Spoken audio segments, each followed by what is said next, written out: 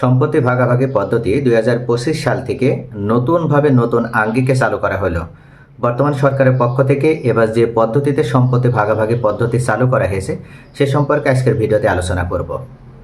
ভাই বোনের হাসি মুখা তোলা যে ছবিটা হয়তো আজকে অনেক আনন্দের এই ছবি, কিন্তু 5 বছর পরে সেই একই ভাই বোন আদালতের মুখোমুখি দাঁড়িয়ে পড়ে। কারণ কি? বাবা রেখে যাওয়া সম্পত্তি ভাগাভাগি নিয়ে তাদের ভিতরে দ্বন্দ্ব তৈরি হয়, ঝগড়া তৈরি হয়। এই ঝগড়া আর মামলার কিন্তু শেষ হয় না। দিনের পর দিন, বছরের পর বছর, যুগের পর যুগ পার হয়ে গেলেও এই সম্পত্তি ভাগাভাগি নিয়ে যে সৃষ্ট মামলা, সেই মামলা যেন শেষ হতেই চায় না। তবে এখন আর সমস্যা হবে না। 2025 সালে সরকারের পক্ষ থেকে যে নতুন আইন আনা হয়েছে, এখানে এমনভাবে কঠোরতা দেখানো হয়েছে যে জায়গা জমি সংক্রান্ত বিষয়ে বা ওয়ারিশান সম্পত্তি ভাগাভাগি করা নিয়ে বা যৌথ খতিয়ানের অন্তর্ভুক্ত যে সম্পত্তিগুলো আছে, এই সম্পত্তি ভাগাভাগি করা নিয়ে আর কারোর ভিতরে কোনো ধরনের কোনো দ্বন্দ্ব তৈরি হবে না, মামলা মোকদ্দমার আর তৈরি হবে না। 28 মে 2025 থেকে কার্যকর হয়েছে উত্তরাধিকার সম্পত্তি ভাগাভাগির নতুন নিয়ম। এই নিয়মে এসেছে ভূমি অপরাধ প্রতিরোধ ও প্রতিকার আইন 2023-এর আওতায়। আমরা সকলেই জানি যে ভূমি অপরাধ প্রতিরোধ ও প্রতিকার আইনের মূল প্রতিপাদ্য বিষয় হচ্ছে দলিল যার জমি তার, শুধু তাই নয়, জমির প্রকৃত মালিক যারা তাদের মালিকানা নিশ্চিত করা। এক্ষেত্রে অনেক পূর্বেও যারা জমির প্রকৃত মালিক ছিল তাদের মালিকানাও যেমন নিশ্চিত করা, ঠিক তেমনইভাবে সম্পত্তি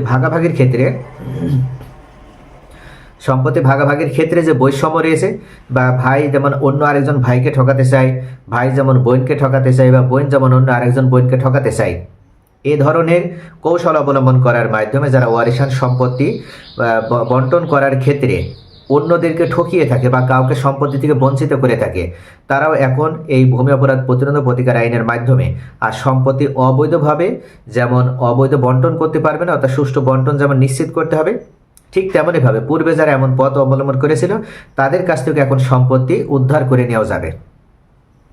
সরকার স্পষ্ট করে দিয়েছে, আপোষ বন্টননামা দলিল ছাড়া নামজারি হবে না, এমনকি খাজনা পরিশোধও হবে না, এছাড়া বিক্রয় বা হস্তান্তরও হবে না।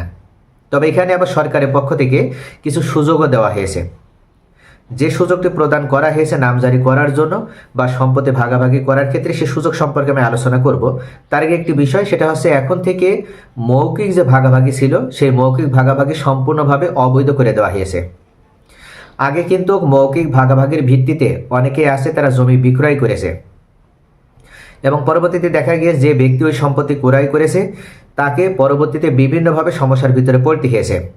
কিন্তু এখন থেকে কোনোভাবেই এই সমস্যার ভিতরে যেন কোনো ভূমি মালিককে পড়তে না হয়, এটা নিশ্চিত করার জন্যই সরকারের পক্ষ থেকে মৌখিক ভাগাভাগি সম্পূর্ণভাবে অবৈধ বলে দেওয়া হয়েছে।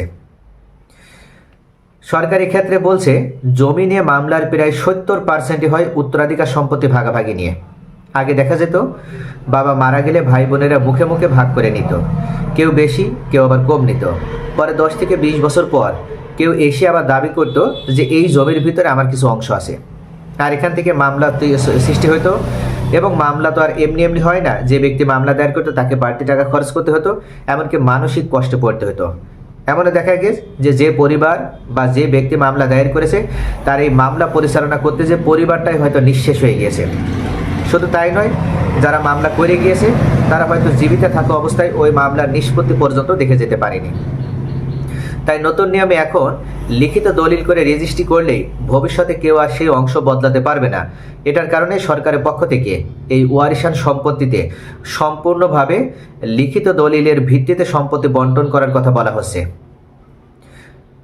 যেমন এখানে আপনার পরিবারের সম্পত্তি নিয়ে যদি কোনো সন্দেহ না চান, একটা বিষয় মনে রাখতে হবে, তাহলে এই ধাপগুলো এখনই অনুসরণ করতে হবে।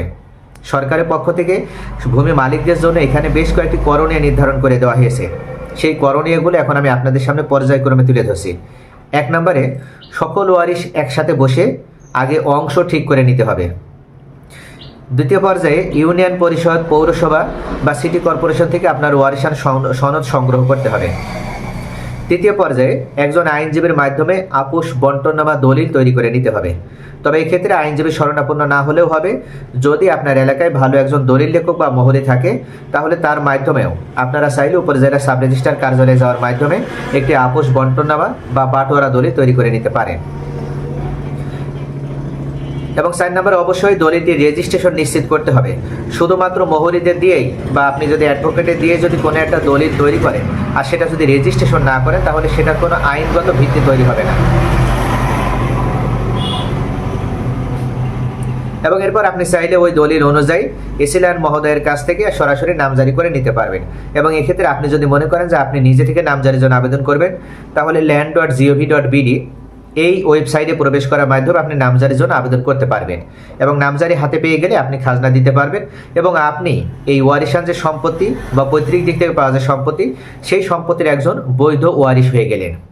তো প্রিয় ভিউয়ার্স, এখানে যে 5টা ধাপ আমি দেখালাম এই 5টি ধাপ আপনাকে অবশ্যই অবলম্বন করতে হবে এবং এই 5টি কাজ যদি আপনি পর্যায়ক্রমিকভাবে করতে পারেন তাহলে এখন সরকারের পক্ষ থেকে 28শে মে যে প্রজ্ঞাপন জারি করার মাধ্যমে সম্পত্তি ভাগাভাগি বা বন্টন করার পদ্ধতি একেবারে নির্দিষ্ট করে দেওয়া হয়েছে, সেই পদ্ধতির ভিতরে আপনি একজন বৈধ মালিক হতে পারলেন। কিন্তু যদি এটার এই পদ্ধতি অবলম্বন করে আপনি যদি কোনো ধরনের রেজিস্ট্রিকৃত দলিল তৈরি না করেন এবং শুধুমাত্র মৌখিক ভাগাভাগির উপরে ভিত্তি করে যদি সম্পত্তি ভোগ দখল করতে থাকেন তাহলে কিন্তু মনে রাখবেন আপনাকে বেশ কয়েকটি সমস্যার ভিতরে পড়তে হবে। তার ভিতরে 4টে মারাত্মক সমস্যার কথা বলা হয়েছে সরকারের পক্ষ থেকে। 1 নম্বরে আপনাকে যে সমস্যার ভিতরে পড়তে হবে সেটা হচ্ছে আপনি কিন্তু মৌখিক ভাগাভাগির ভিত্তিতে এই সম্পত্তির বৈধ মালিক হতে পারলেন না, যার কারণে আপনার বিশেষ প্রয়োজনে বা অর্থের প্রয়োজনে আপনি সম্পত্তিটা বিক্রয় করতে পারবেন না। আপনি যখনই সম্পত্তি বিক্রয় করতে চাইবেন বা বিক্রয় করতে যাবেন তখনই কিন্তু এই সম্পত্তি যে আপনার নিজের, সেই নিজের সম্পত্তি বলে আপনি এখানে সঠিক কোনো প্রমাণ আপনি দেখাতে পারবেন না, যার কারণে আপনি সম্পত্তি বিক্রয় করতে পারবেন না। দ্বিতীয় পর্যায়ে এই সম্পত্তির আপনি বৈধ মালিক হওয়ার জন্য আপনি খাজনাও প্রদান করতে পারবেন না।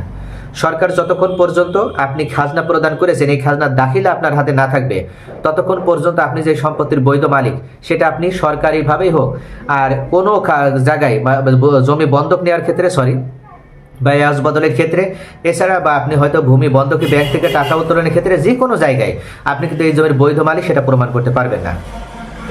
তৃতীয় পর্যায়ে আপনি নতুন যে ডিজিটাল রেকর্ড বা বিডিএস রেকর্ড পরিচালনা করা হচ্ছে সরকারের পক্ষ থেকে, এই রেকর্ডেও কিন্তু এই জমির মালিক হিসেবে আপনি আপনার নামে ওই সম্পত্তি রেকর্ড করে নিতে পারবেন না।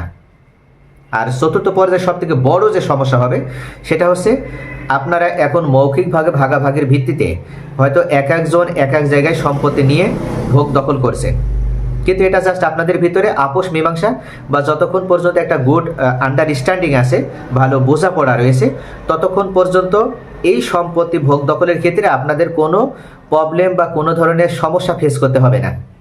কিন্তু আপনার ওয়ারিশদের ভিতরে আপনাদের ভিতরে যদি কখনো কোনো ক্ষেত্রে সামান্য পরিমাণও মনোমালিন্যের সৃষ্টি হয় তাহলে দেখা যাবে যে এই সম্পত্তি বন্টনের ক্ষেত্রে আপনারা এক একজন এক এক জায়গায় যে যেখানে দখলে রেখেছিলেন হয়তো যার সাথে আপনার মনোমালিন্য তৈরি হয়েছে সে তখন হয়তো বাগড়া দিতে পারে বা সে এমন একটা দাবি করতে পারে যে এই সম্পত্তি এখন আর এইভাবে ভাগ করবে না বা এই সম্পত্তি ভাগ আসে মানবে না, যেহেতু এখন স্থায়ীভাবে দলিল হয়নি তাই আবার ফের নতুন করে ভাগ করা লাগবে। অর্থাৎ এক কথায় আপনাকে বিপদে বা আপনাকে সমস্যায় ফেলার জন্য আপনার যার সাথে দ্বন্দ্ব তৈরি হলো আপনার যে ভাইয়ের সাথে বা যে বোনের সাথে, সে হয়তো কৌশল অবলম্বন করে আপনাকে এভাবে বিপদে ফেলতে পারে। এই সমস্যাটা আপনাকে সবথেকে বড় একটা সমস্যা হবে।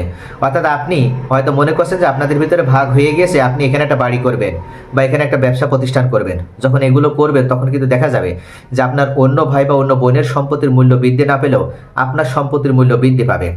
আর আপনার সম্পত্তির মূল্য যখনই বৃদ্ধি পাবে তখনই আপনার অন্য ভাই বা বোনেরা, এক কথায় যাদের এখানে অংশ আছে, তারা ঠিকই তাদের অংশটা দাবি করে বসবে। তখন আপনি যতই কোর্ট কাছারি করেন বা আইন আদালত করেন বা যতই আপনি প্রভাবশালী ব্যক্তিদের কাছে দৌড়াদৌড়ি করেন না কেন, এটার কোনো স্থায়ী সমাধান আপনি পাবেন না, কেননা আপনার কোনো মালিকানার সঠিক কোনো প্রমাণই নেই। তো এই কারণে সরকারের পক্ষ থেকে বলা হচ্ছে অবশ্যই আপনাকে এই 5টি কার্যক্রম পরিচালনা করার মাধ্যমে ওই জমির বা আপনার ওয়ারিশ সম্পত্তি অবশ্যই নিজের নামে আগে করে নিতে হবে, নতুবা এই 4টি বড় সমস্যার ভিতরে আপনাকে পড়তে হবে। ঢাকার কামরাঙ্গীরচরের রশিদ মিয়ার একটা বাস্তব ঘটনা। 15 বছর আগে ভাইদের সাথে মৌখিকভাবে ভাগাভাগি করে নামজারি করেছেন নিজের নামেই। একদিন দেখলেন ছোট ভাই তার অংশ বিক্রি করে দিয়েছে এক প্রভাবশালীকে। রশিদ মিয়ার হাতে কোনো বন্টননামা দলিল নেই, আদালতে গিয়েও প্রমাণ করতে পারলেন না। ফলাফল শেষে কি হলো? মামলায় হেরে গেলেন এবং জমিও তিনি হারালেন। এই নতুন নিয়ম থাকলে রশিদ মিয়া কিন্তু আজ ক্ষতিগ্রস্ত হতেন না। আরও একটা এক্সাম্পল আছে, চট্টগ্রামের সেলিনা বেগম 2024 সালে বাবার মৃত্যুর পর সাথে সাথে আপোষ বন্টননামা দলিল তৈরি করেন। সব ভাই বোনের স্বাক্ষর এবং রেজিস্ট্রি অফিসের সিল সব কিছুই ঠিক ছিল। 2025 সালে এক ভাই বেশি জমি দাবি করলো। আদালতে দলিল দেখানো মাত্রই ওই ভাইয়ের মামলা খারিজ হয়ে গেল। কী কারণে খারিজ হয়ে গেল? কারণ লিখিত দলিলের সামনে কোনো কিছুই টিকবে না। অর্থাৎ যখন পিতা মারা গিয়েছে তখন কিন্তু এই সেলিনা বেগম তার অন্য ভাই বোনদেরকে সাথে নিয়ে সম্পত্তি লিখিতভাবে একটা বন্টনামা দলিল তৈরি করে নিয়েছে। পরবর্তীতে যখন কোনো একজন ভাই আবার ফের পুনরায় সম্পত্তি ভাগের জন্য মামলা দায়ের করছে, তখন কিন্তু সেই মামলা খারিজ হয়ে যাচ্ছে কোর্ট থেকে। অর্থাৎ একবার যদি আপনাদের ভিতরে আন্ডারস্ট্যান্ডিংয়ের ভিত্তিতে সম্পত্তি যদি আপনারা ডিস্ট্রিবিউশন করে ফেলতে পারেন, তাহলে পরবর্তীতে কিন্তু আপনাকে ঠকানোর উদ্দেশ্যে কোনো ভাই বা বোন যতই চাতুরতা অবলম্বন করুক বা চতুরতা অবলম্বন করে আপনাকে বিপদে ফেলার চেষ্টা করুক, সে কিন্তু আর পারবে না। এই কারণে সরকারের পক্ষ থেকে এবার উল্লেখ করা হয়েছে যে দলিল ছাড়া নামজারি করলে পরে তা বাতিল হয়ে যাবে। অর্থাৎ এখন কিন্তু দলিল ছাড়া যদি কোনো এসিল্যান মহোদয় আপনাকে নামজারি দিয়েও থাকে, তাহলে সেই নামজারির কোনো লিগাল ভ্যালু আপনি পাবেন না, খাজনা দিতে পারবেন না। কেননা সরকার জমি বাজেয়াপ্ত হয়ে যাবে। খাজনা দিতে না পারলে সরকার জমি বাজেয়াপ্ত করতে পারে। কি কারণে বাজেয়াপ্ত করতে পারে? আপনি যদি একটানা পরপর 3 বছর কোনো যৌক্তিক কারণ দেখানো ছাড়া যদি খাজনা প্রদান না করেন, তাহলে কিন্তু আপনার ওই সম্পত্তির বৈধতা হারিয়ে যাবে। সরকার চাইলেও সম্পত্তি খাস করে নিতে পারে। এছাড়া দলিল ছাড়া বিক্রি করলে ক্রেতা মামলা করেও টাকা ফেরত চাইতে পারে। আপনি ফৌজদারি মামলায় জড়িয়ে পড়তে পারেন। তো প্রিয় ভিউয়ার্স, উত্তরাধিকার সম্পত্তি নিয়ে আপনার পরিবারকে ভবিষ্যতে ঝগড়া আর মামলার হাত থেকে বাঁচাতে হলে আজই আপোষ বন্টনামা দলিল তৈরি করে নিতে হবে।